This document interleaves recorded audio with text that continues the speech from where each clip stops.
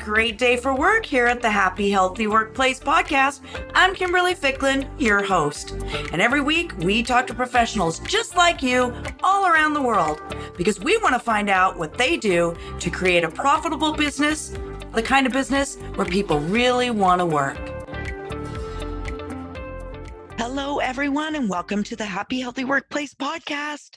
Today's guest is Mike Fenlon, Chief People Officer of PwC in the U.S., where he leads the people strategy and organization of the company. He's an experienced global leader in strategy, leadership, development, learning, innovation, culture, and performance, and has been named by Fast Company magazine as one of the 100 most creative business leaders in the world.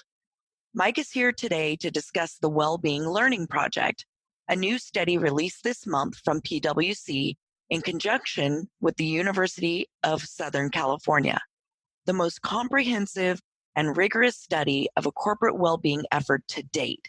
The study collected data from more than 1,400 PwC employees, examining the individual, team, and organizational behaviors that make a difference in PwC people's well-being and in the business overall. Today, we'll be talking with Mike about key findings from the study, as well as recommendations on what leaders can do to implement successful well-being programs within their own organizations. Well, hello, Mike. Hello, Kimberly. Great to be with you. I'm so excited to have you on the podcast today, Mike. This research is so important in this discussion because most companies recognize the importance of a well-being program, but they don't really measure the results. And this research is the measurement. Yes. So let's start with the reason why you decided to do the research study on your workplace. Yeah, Kimberly, it's a fundamental question. It's actually a great one, I think, to start with. And I think there's several reasons. One is we certainly want to create an environment where our people can be at their best, can do their best work, be, as we say, their best versions of themselves. Each of us be our best version. And so much of that is enabled by the environment we collectively create, by how we work. So number one, how do we create an environment where our people can be at their best? And then number two, many of us feel this. We all perhaps feel it, right? We're living in a world where often demand exceeds capacity, 24/7, global business environment, always on, always connected. That's not our firm. That's the world we're in. And I think that presents a whole range of challenges as well. And then I think there are other factors as well that have led to a big focus these days in companies and more broadly in our society in well-being. So those are some of the basic reasons. And we wanted to learn from what our people are telling us. We wanted it to be evidence-based, data-driven, not just based on my own personal theories or anyone else's opinions, but really what are our people telling us works and makes a difference for them, their careers, their lives.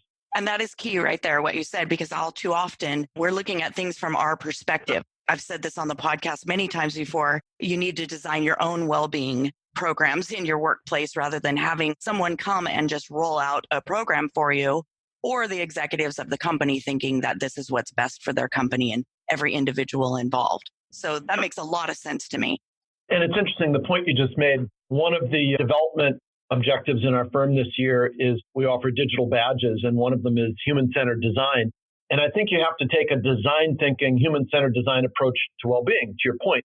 There's so many off-the-shelf programs out there, so many gurus, so many books and perspectives and theories. But what you said, I think, is essential to start from, which is to say, for each one of us, this is an individual journey. And one of the things we found in the research we did was that commitment to healthy behaviors is more important than any, well, here are the three things you must do, or the three right habits, right? Just starting in and of itself.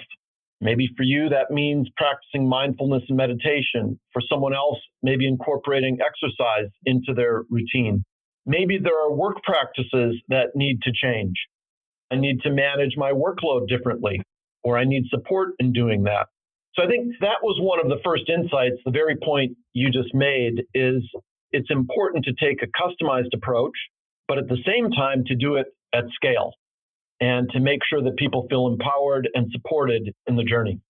And that's an important point as well. So we're going to elaborate on that more because I'm sure, thinking from that perspective, any CEOs listening going, how do I make it individual and scalable at the same time? Yeah. But we're going to tell you, so don't worry about that. Mike's going to share that with us today. Now we know why look at well-being in your workplace. It was important to make a study that gave you some data about what you guys were doing right or wrong or otherwise, correct? Exactly. Okay, great. So let's talk a little bit about the actual study itself. What did you study in the well-being learning project?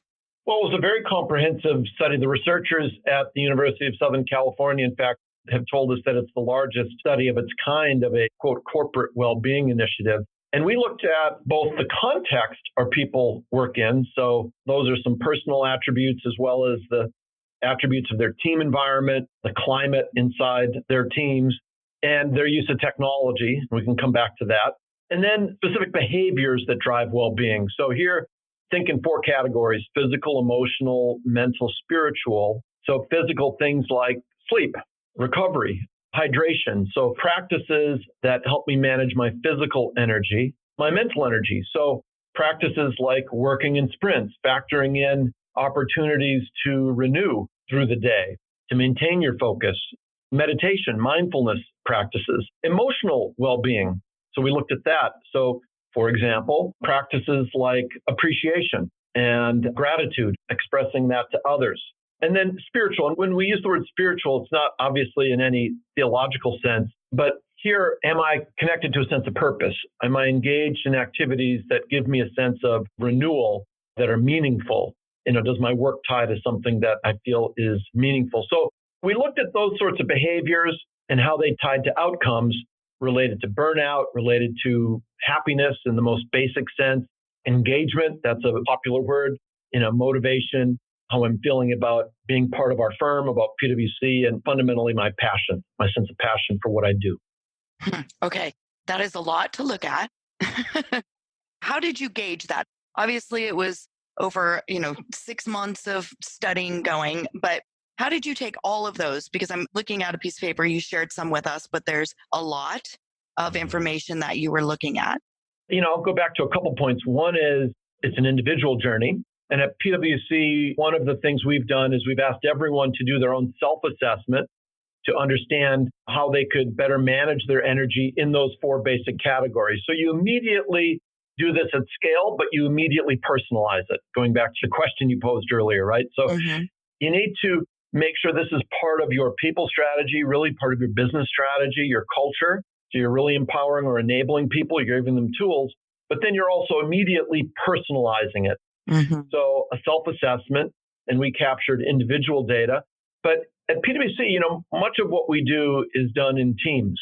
And this was another key insight that, so much of the magic of these programs, I think sometimes the trap is it's just sharing information with people. They don't have enough information about fitness or about sleep or hydration, or we just need to share information. And I think we all know that in terms of changing habits, that may be helpful and necessary, but it's not sufficient. And certainly in an organization, it's also about the teams I'm in, the environment, the climate I'm in. And one of the things we learned was that it starts actually with trust. And what do I mean by that? You may be familiar with the phrase psychological safety that's in the research literature. So when you get people starting to share their goals and objectives around well-being, that builds trust.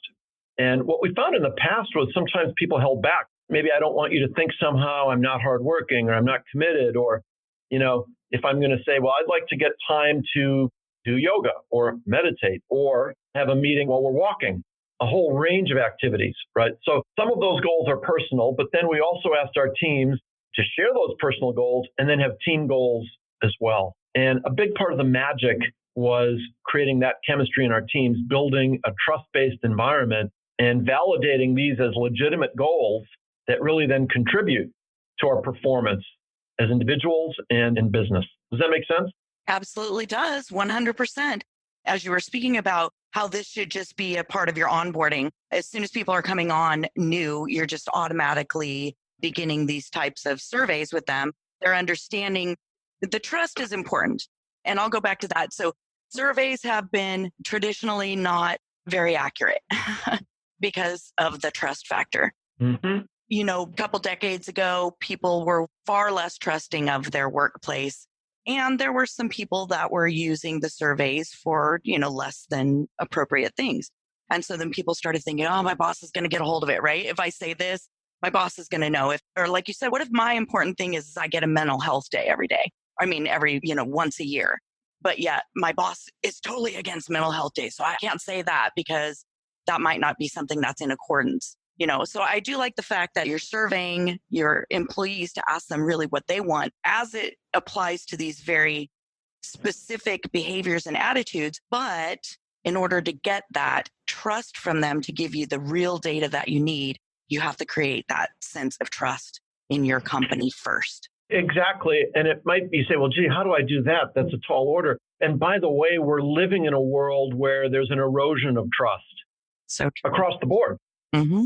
In institutions, in government, in big business, there's an erosion of trust that we see. And that's precisely what researchers who look specifically at this issue tell us. But I don't think any of us need to be convinced. You see it almost in the papers every day. So it really does start with that. And within teams, we found, well, leaders need to set the tone, set the agenda, and make this agenda a real priority and communicate that, lead by example. But literally, it means having our teams come together and sharing. So each one of us may decide, for example, when I use the phrase team plan, what does that mean? Well, each one of us may decide, I've got a goal that I'm comfortable sharing, but that's personal. And then the 5 of us or the 10 of us, whatever the number, will also set some team goals.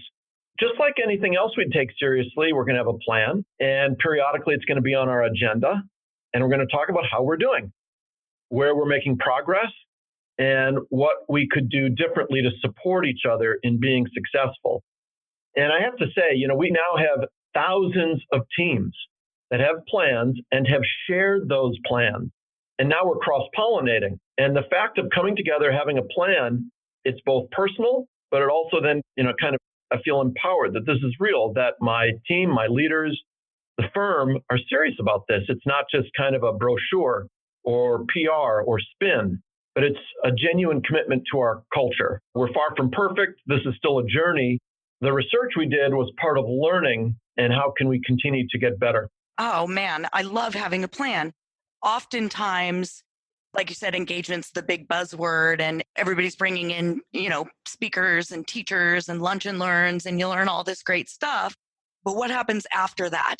What happens when you go back to your desk and your leaders go back to their desk? Is it being implemented? Is anything being done other than just the learning, right? So the planning, the goal, the accountability of it teaches your employees that they can, because this is important to you. Yeah, exactly. Because today in business, in large organizations, you've got to be able to drive rapid change at scale. And it's easy to do an initiative, to publish, to have the right cool, slick website around this agenda, but to actually shift the culture, to change the temperature in the room so that people actually tell you that they're experiencing this. They're happier, they're feeling better balance, better outcomes. That's the key here. And for us, we linked it to a model of change where we have a phrase that's called citizen-led change. So in other words, this is where we go out to our people. So we've got lots of ideas about this, but the magic again is listening and opening it up and crowdsourcing. So we went out to our people, we created a platform called The Well, and we said, listen, share your ideas, share your plans, what's working. Maybe it's a video you could share, a cool, slick video that might be inspiring to others too. We want to have some fun with this. We did a firm to table competition, as we talked about it. Not really a competition, but an overall contest as a firm. We had thousands of teams share their plans. And now I can go to The Well and say, well, gee, I'm interested in nutrition. And now I can see where other people are having some success with that and how certain teams are approaching it. So you've got that citizen-led element, the crowdsourcing. You have a platform, and the platform enables then rapid scaling of good ideas. And then you've got the other side of the equation, the business-led, which is to say our firm leaders, like our leadership team for the firm has a plan, right? So the leaders themselves are trying to embrace this. And this is what we found. This is an agenda that everyone wants for themselves personally, for sure. That's what we've found consistently. It's not a matter of just some segment. Mm-hmm. Yeah, it's across the board. Everybody's ready for this.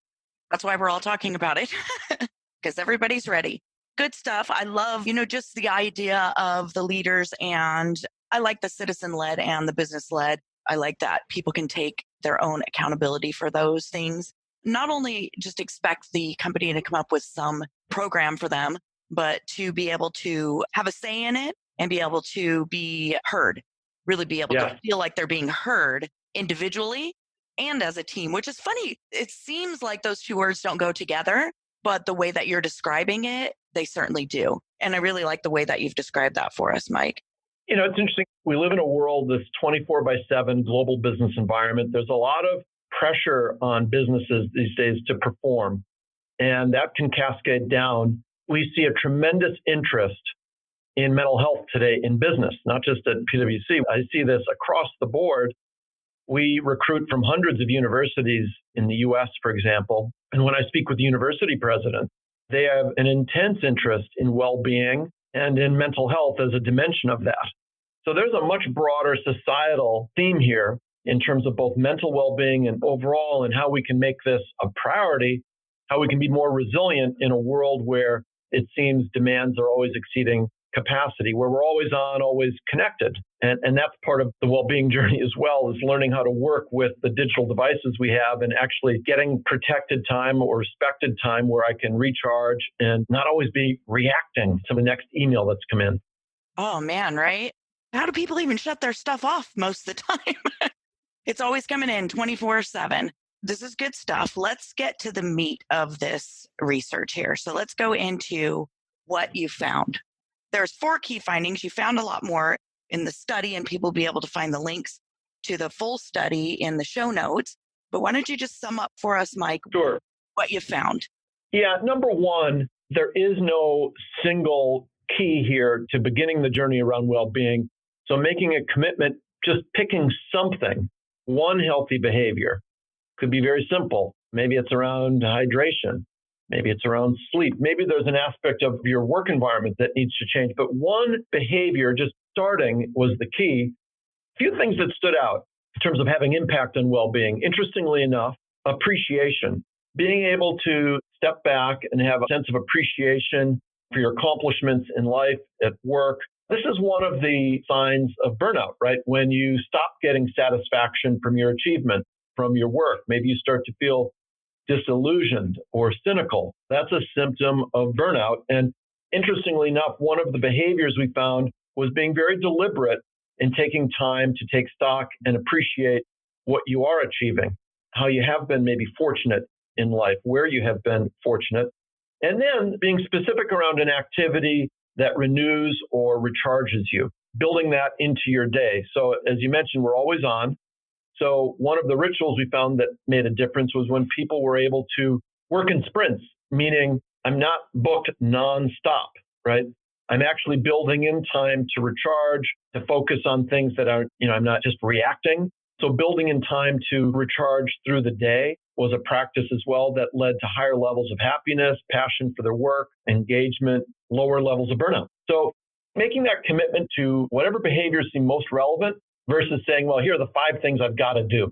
That was number one. Does that make sense? Mm-hmm, absolutely. Let me ask you, dive a little bit further into the engaging in an activity. So how do you provide space for the employee to engage in an activity as individual as each person might be in what their activity is? Well, I think that's where the team plan comes in, because if I'm doing this by myself, the probability of success is much lower than if you and I are in it together and we're providing support to each other. And there's a certain validity to, let's say I'm going to take a break.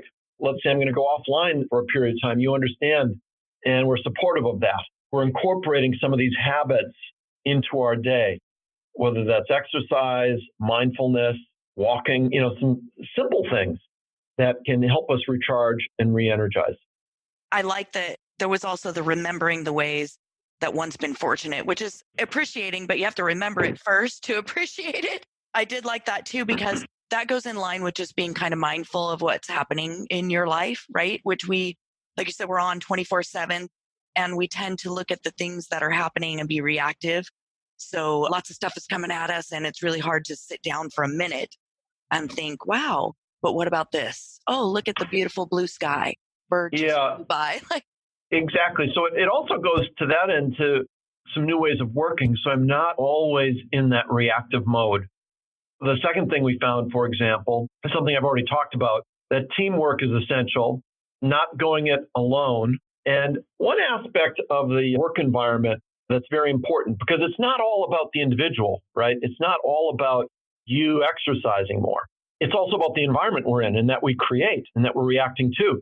So interestingly enough, one of the findings that really struck me was inclusive leadership. That when you have a team where people feel like they belong and they feel like they're accepted as a unique individual, like I'm on a team where I feel like I can be myself, that turned out to be a very powerful predictor of well-being.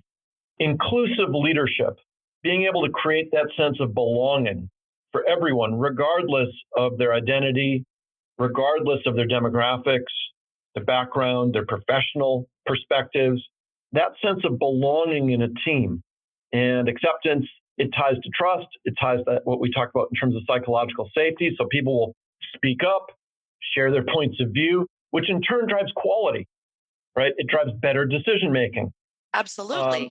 Because when there's more people collaborating, ideas are being shared is when the bigger ideas come out. When one person's idea is what everyone runs with, it usually doesn't work out very well. And this is an important point because a lot of us, sometimes you read these studies on well-being and it's just, well, I'm going to drink more water. And it's all about the individual. But there's a huge link between well-being and the surrounding work environment we're in. Oh, man. That's an understatement. Huge link, exactly. Yeah. And so having that climate, and I guess I really want to highlight that particular finding around inclusion and this sense of belonging. It ties to diversity. So we know that diverse teams, for example, are high performing. In an innovation economy, diversity in particular is incredibly important. For many of us, it goes to our core values as well.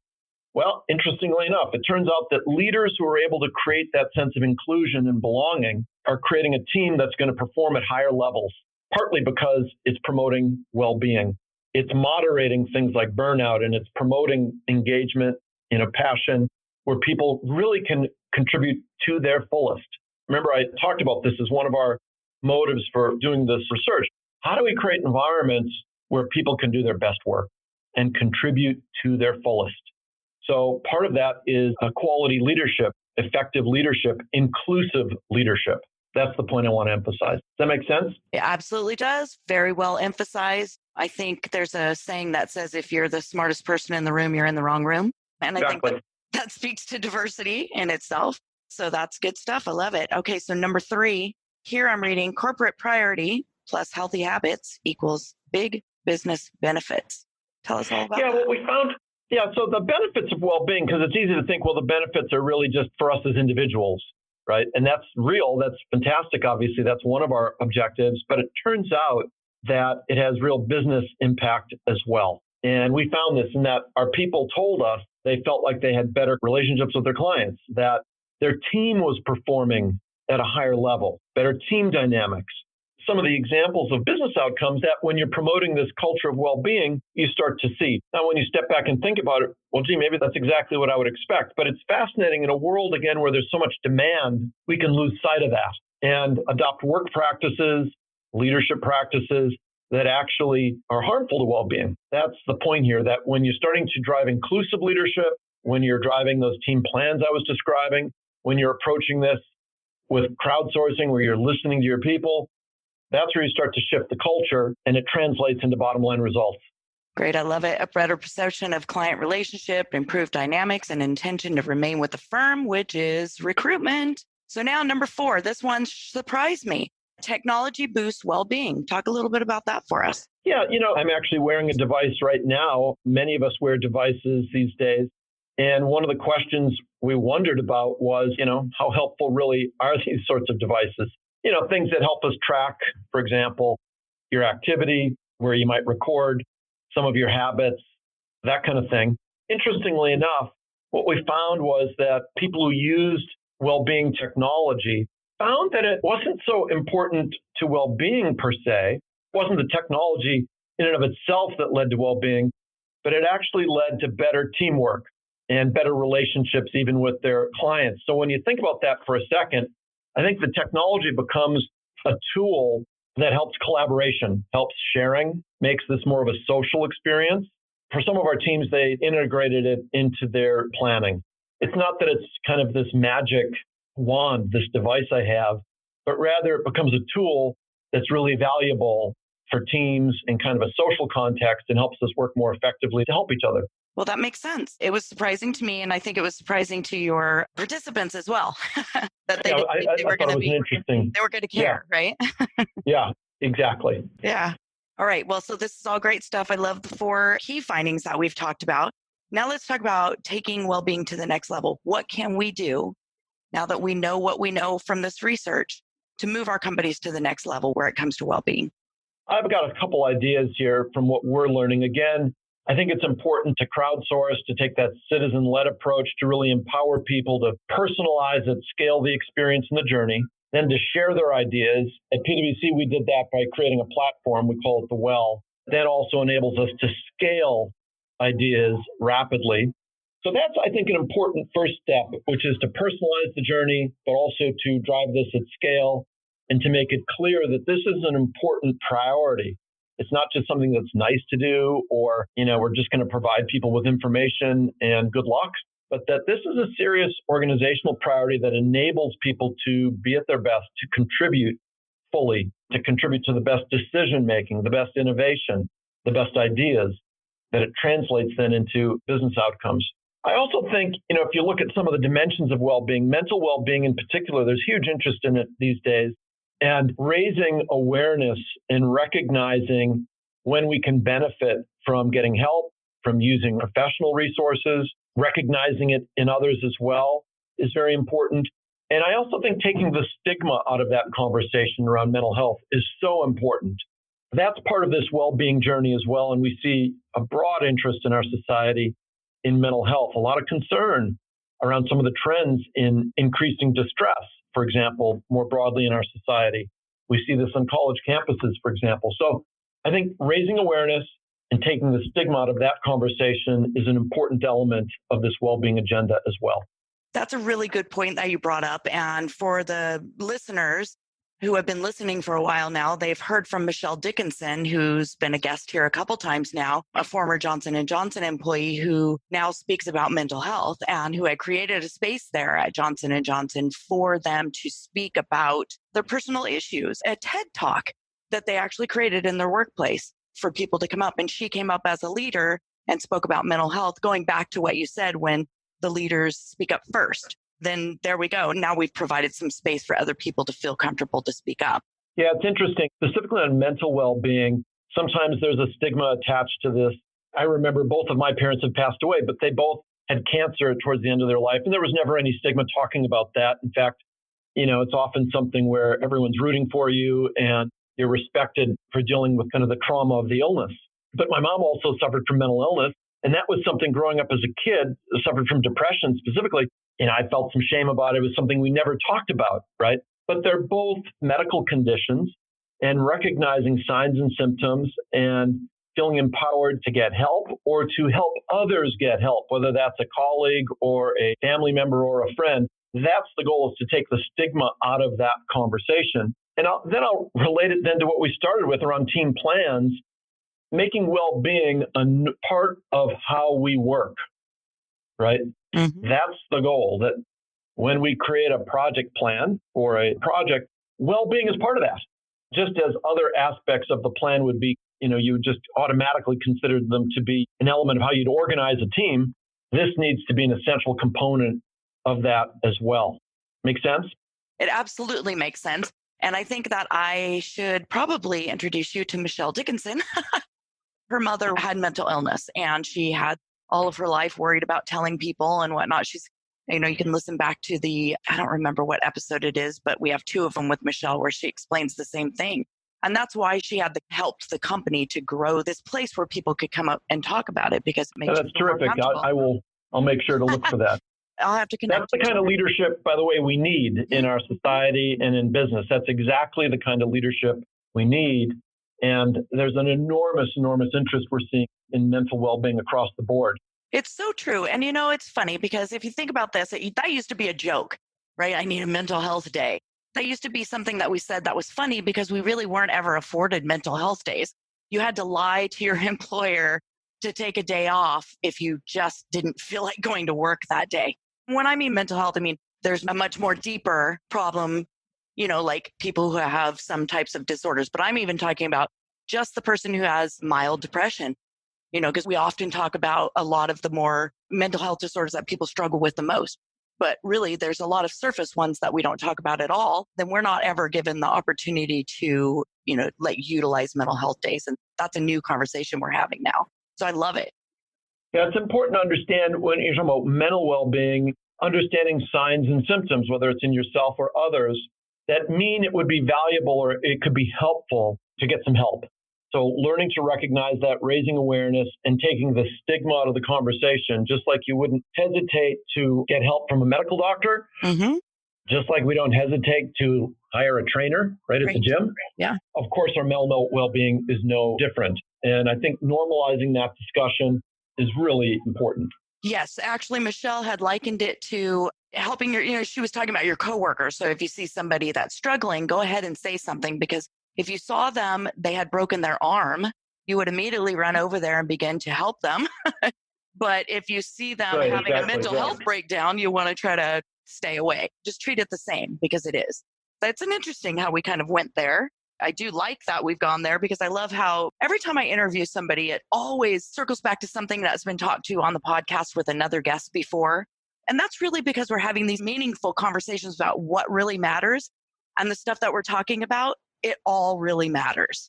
Very much so. And we've tried to take a holistic approach to well-being. Some people, it's about going to the gym. Of course, physical well-being is part of it, but emotional, mental, spiritual, we're having that conversation really for the first time over the past couple of years now inside of our firm. And that's language that might have been foreign not that long ago. Oh, yeah, absolutely. It is very new. And it's interesting that it is so new, but I'm glad that we're talking about it.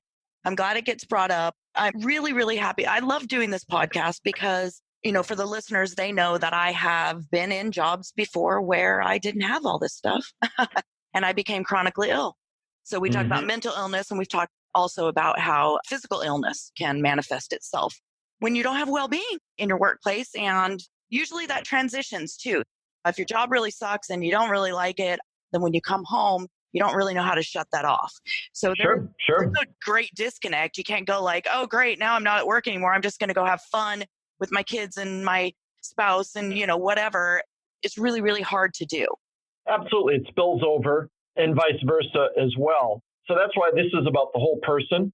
And when you're investing in your people, you've got to take that approach, I think. What we found is the work we're doing on well-being isn't simply a matter of, it's improving productivity, quote unquote, or making me more effective in my work. Actually, it does translate into quality. It does translate into better teamwork, as we've talked about. But even more fundamentally, it's enhancing my life, my sense of purpose, meaning. And as you say, then that has all sorts of other spillover effects. That's so true. Well, Mike, this was a very informative conversation to have. In closing, is there anything that you think needed to be said that we did not say? I've appreciated the discussion and really look forward to hearing any feedback or questions your listeners might have.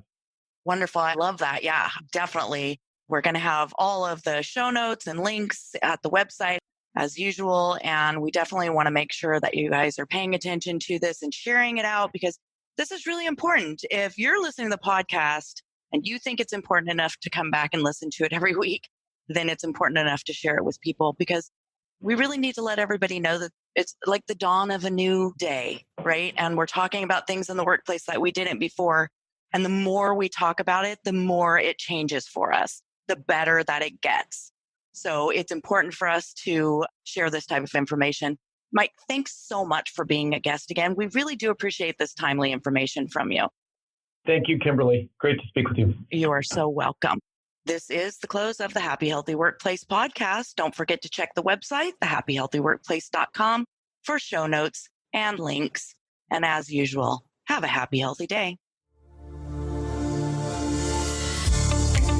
That's a wrap for today. The Happy Healthy Workplace podcast is now complete. Be sure to subscribe and join us weekly for secrets, solutions, or strategies that help you create a profitable business where people really want to work. This is Kimberly Ficklin, wishing you a happy, healthy day.